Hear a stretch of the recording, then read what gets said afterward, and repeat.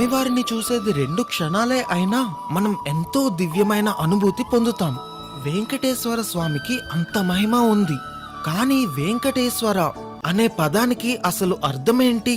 ఈ తిరుమల కొండని వెంకటాచలమని, శేషాచలమని, అంజనాద్రి అని, వృషభాద్రి అని వేర్వేరు పేర్లతో పిలువబడుతుంది. మరి ఆ పేర్లు వెనుక ఉన్న రహస్యం ఏంటి? ఇవన్నీ కూడా భవిష్యోత్తర పురాణంలో చెప్పబడి ఉన్నాయి. ఆ భవిష్యోత్తర పురాణంలో ఉండే తిరుమల కొండ యొక్క రహస్యాలనే ఈ వీడియోలో నేను మీకు చెప్తాను. ఈ వీడియోలో నేను AI వీడియోస్ ఎక్కువగా ఉపయోగించను. కానీ మీకు కంటెంట్ నచ్చింది అనిపిస్తే ఖచ్చితంగా ఒక లైక్ చేసి గోవిందా గోవిందా అనే కామెంట్ చేయండి. భవిష్యోత్తర పురాణం ప్రకారం మొదటి యుగంలో అంటే కృతయుగంలో ఈ తిరుమల కొండపైన వృషభాసురుడు అనే ఒక శక్తివంతమైన అసురుడు ఉండేవాడు. అతనికి నరసింహస్వామి అంటే ఎంతో భక్తి. కానీ ఋషులను మాత్రం చాలా ఇబ్బందులు పెట్టేవాడు. ఈ వృషభాసురుడు రోజు తిరుమల కొండపైన ఉండే తుంబురు తీర్థంలో స్నానం చేసి నరసింహస్వామి కోసం కఠోరంగా తపస్సు చేసేవాడు. ప్రతిరోజు తన తలని తానే నరికేసుకొని నరసింహస్వామికి తన తెగిపోయిన తలను అర్పించేసేవాడు.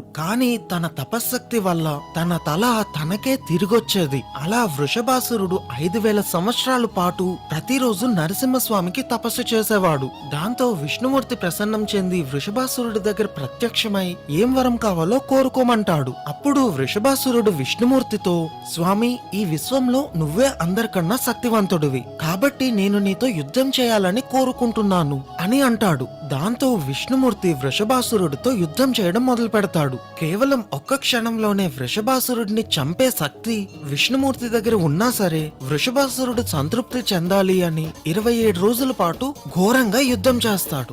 ఆఖరిగా వృషభాసురుడి శక్తి క్షీణించి తను చనిపోయే ముందు విష్ణుమూర్తితో, స్వామి, నీ సుదర్శన చక్రంతోనే నన్ను చంపు, దానివల్ల నాకు మోక్షం వస్తుంది. అలాగే విష్ణుమూర్తితోనే యుద్ధం చేసిన వృషభాసురుడు అని గుర్తింపు ఉండాలి అంటే ఈ కొండకి నా పేరునే పెట్టు అని చివరి కోరిక కోరుకొని చనిపోతాడు. అలా వృషభాసురుడు కోరుకున్నట్టుగా తిరుమల కొండని కృతయుగం మొత్తం అందరూ వృషభాద్రిగానే పిలిచేవారు. ఇక రెండవ యుగంలో అంటే త్రేతాయుగంలో కేసరి అనే ఒక వానర రాజు ఉండేవాడు. కేసరికి భార్య అంజనాదేవి. వాళ్ళిద్దరూ ఎంతో మంచి వాళ్ళైనప్పటికీ వాళ్ళకి పిల్లలు పుట్టరు.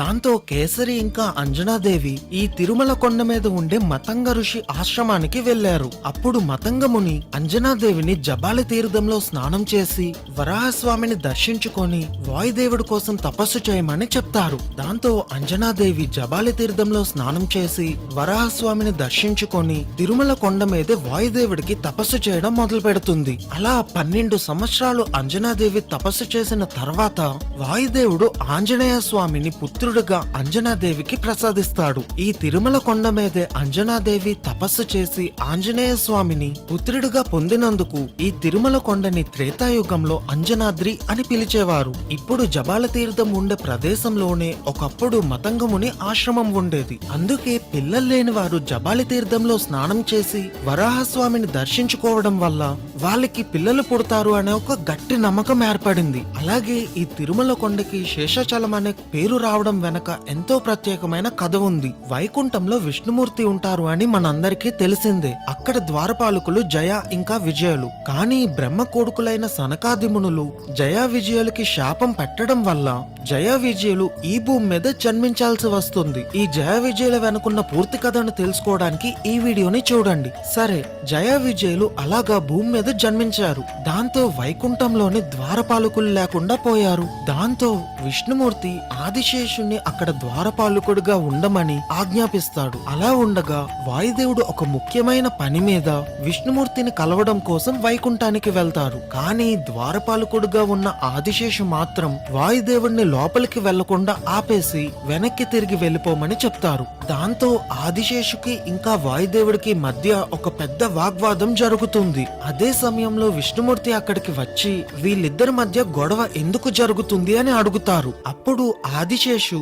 విష్ణుమూర్తినే తాను మోస్తున్నాడు కాబట్టి తానే గొప్ప అని చెప్తాడు. అలాగే వాయుదేవుడు దేవుడు అందరికీ ప్రాణవాయువునే ఇస్తున్నాడు కాబట్టి తానే గొప్పని చెప్తాడు. దాంతో విష్ణుమూర్తి వీళ్ళిద్దరికి మధ్య ఒక పోటీ పెడతారు. ఉత్తర భారతదేశంలో ఉండే ఆనంద పర్వతాలని తన వాయువుతో కదపగలిగితే వాయుదేవుడు గొప్ప అని, అలా కాకుండా ఆదిశేషు కదలకుండా పట్టుకోగలిగితే ఆదిశేషు గొప్ప అని చెప్తారు. దాంతో వెంటనే ఆదిశేషు వెళ్లి ఆ పర్వతాల్ని కదలకుండా గట్టిగా చుట్టేసి పట్టుకుంటాడు. కానీ అప్పుడు వాయుదేవుడు విష్ణుమూర్తినే సహాయం చేయమని ప్రార్థిస్తాడు. దాంతో విష్ణుమూర్తి యొక్క మహిమ వల్ల ఆ ఆనంద పర్వతాలన్నీ ఉత్తర భారతదేశం నుంచి ఎగిరి వచ్చి దక్షిణ భారతదేశంలో ఈ తిరుమల కొండ పక్కన పడతాయి. అలాగే ఈ 7 కొండలు కూడా ఏర్పడ్డాయి. ఈ సంఘటన జరిగిన వెంటనే ఆనంద పర్వతం తండ్రి అయిన మేరు పర్వత రాజు విష్ణుమూర్తి దగ్గరికి వచ్చి, అదేంటి స్వామి, వాయుదేవుడు ఆదిశేషు కొట్టుకుంటే మధ్యలో నా కొడుకేం చేశాడు, కాబట్టి మీరే నా కొడుకుకి సహాయం చెయ్యాలి అని అడుగుతాడు.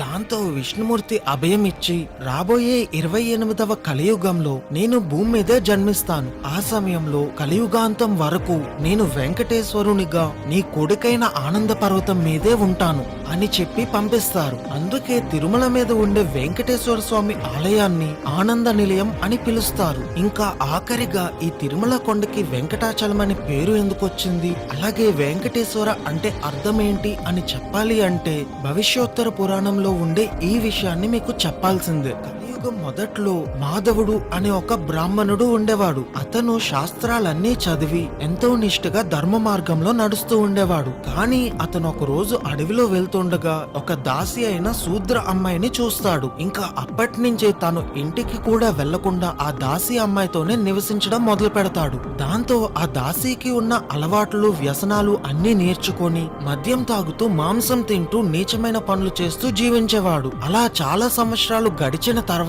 ఆ దాసి అమ్మాయి ఒక రోజు చనిపోతుంది. అదే రోజు మాధవుడు తన జీవితం మొత్తాన్ని జ్ఞాపకం తెచ్చుకుంటాడు. అన్ని శాస్త్రాలు తెలుసుకొని ఎంతో మంచి ధర్మ మార్గంలో ఉండే నేను ఎందుకని ఇలా నా జీవితాన్ని నాశనం చేసుకున్నాను అని కృంగిపోతూ ఎంతో బాధపడుతూ చాలా పశ్చాత్తాపం పడతాడు. అదే సమయంలో ఉత్తర భారతదేశం నుంచి వచ్చిన ఒక రాజు తీర్థయాత్రల కోసం వెళ్తూ ఉంటాడు. ఆ రాజు వెనకట్ల చాలా మంది జనం కూడా నడుస్తూ వెళ్తుంటారు. దాంతో పశ్చాత్తాపంలో ఉన్న మాధవుడు కూడా ఆ గుంపులో కలిసిపోయి నడుచుకుంటూ తిరుమల కొండకి వచ్చేస్తాడు. అక్కడ తిరుమల కొండలో ఆ రాజు కపిల తీర్థంలో స్నానం చేసి తన పూర్వీకులకు పితృతర్పణం చేసి తనతో వచ్చిన వాళ్ళందరికీ దానాలు ఇస్తాడు. అది చూసిన మాధవుడికి కూడా ఎన్నో సంవత్సరాలుగా తను పితృతర్పణాలు చేయట్లేదు అని గుర్తుకు వచ్చి వెంటనే చేద్దామని నిర్ణయించుకుంటాడు. కానీ పితృతర్పణం చేయడానికి కావలసిన ఏ వస్తువు కూడా తన దగ్గర లేదు. దాంతో శాస్త్రాల ప్రకారం వస్తువుల కన్నా భావనే ముఖ్యం కాబట్టి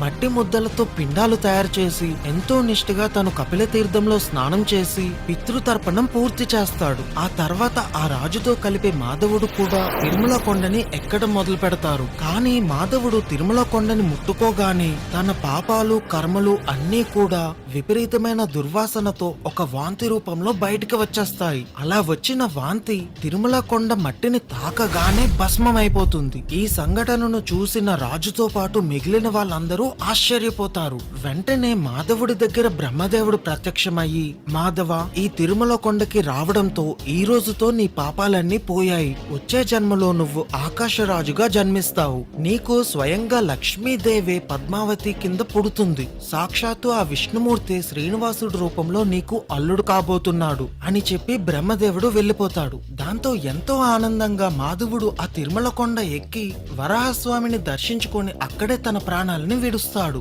అందుకనే కలియుగంలో ఆ తిరుమల కొండకి వెంకటాచలం అనే పేరు వచ్చింది. సంస్కృతంలో వేం అంటే పాపాలు అని అర్థం, ఇంకా కట అంటే నాశనం చేసేది అని అర్థం, అలాగే చలం అంటే కొండ అని అర్థం. కాబట్టి వెంకటాచలం అంటే పాపాలను నాశనం చేయగలిగే కొండ అని అర్థం. అలాగే మన పాపాలన్నిటినీ నాశనం చేయగలిగేవారు కాబట్టే స్వామివారికి వెంకటేశ్వర స్వామి అనే పేరు వచ్చింది. ఈ రోజు ఈ వీడియో వల్ల మీరు కొత్త విషయాలు తెలుసుకున్నారని అనుకుంటున్నాను. అలా మీకు ఒక్క విషయమైనా కొత్తగా తెలుసుకొని ఉంటే నా కష్టాన్ని గుర్తిస్తూ ఒక్క లైక్ చేయండి. అలాగే గోవిందా గోవిందా అని కామెంట్స్ లో రాయండి. అందరికీ నమస్కారం, జై హింద్.